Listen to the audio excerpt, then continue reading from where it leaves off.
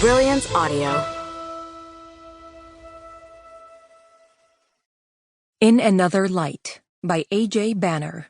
Performed by Vane Asadorian. Phoebe tucks small spiked caps inside Mr. Parker's eyelids to make him look like he still has eyes. Then she slips cotton puffs beneath the lids to keep them closed, just so. No sutures required, although she had to glue his lips together, had to stuff cotton into his mouth and nose, which would have killed him if he'd still been breathing. But she's only doing her job to restore his features for his wife. Mandy wants to view him one last time, to remember him the way he was. But if she could bear to see him in his natural condition, she would know that he has expired, kicked the bucket, bought the farm. Elvis has left the building. Literally. His name was Elvis Parker, the town's last old-time barber. He worked out of a narrow shop on the waterfront in which he wielded his shiny blade, administering close shaves and buzz cuts, his customers ensconced in vintage vinyl barbershop chairs.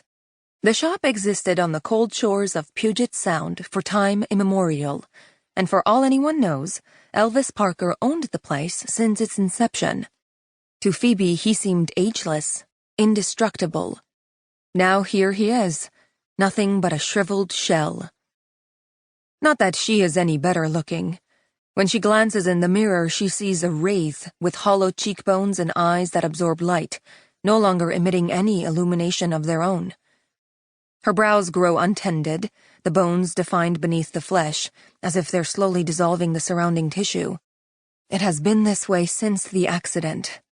She is gradually disappearing. But Elvis made her feel visible. He acknowledged her, waving at her on their daily walks along the waterfront. She can still hear him calling out, "Top of the morning, Phoebe," as she passed in the opposite direction. When he greeted her, he seemed to see the old Phoebe, the hopeful woman she had once been. For this, she was grateful. Now she is a mere ghost of herself, and Elvis lives only in memory. His hands will never wave again.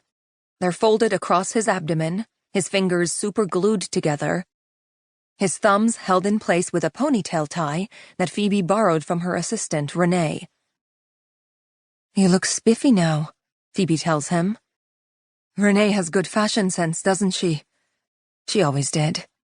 I would have picked a tuxedo, but you look much better in your pinstripe suit." She was right. And Renee was savvy enough to button his shirt to the top, obscuring a tattoo of a winged heart bearing his ex-wife's name, a tattoo that reminds Phoebe of the one she saw on her own husband's cell phone a few years ago. Mandy knew about her husband's tattoo, of course. She was married to him for 41 years, but better not to display the reminder. The service will be difficult enough. Afterward, she will go home to face the rest of her life without him. Days, months, years will stretch ahead without a glimpse of his wry smile, ever again. But painful reminders will keep popping up, mail arriving in his name, a cufflink left in a drawer, a forgotten slipper protruding from under the couch. She will hide photographs of him, because looking at his image will be too much to bear. There's a tentative knock on the door.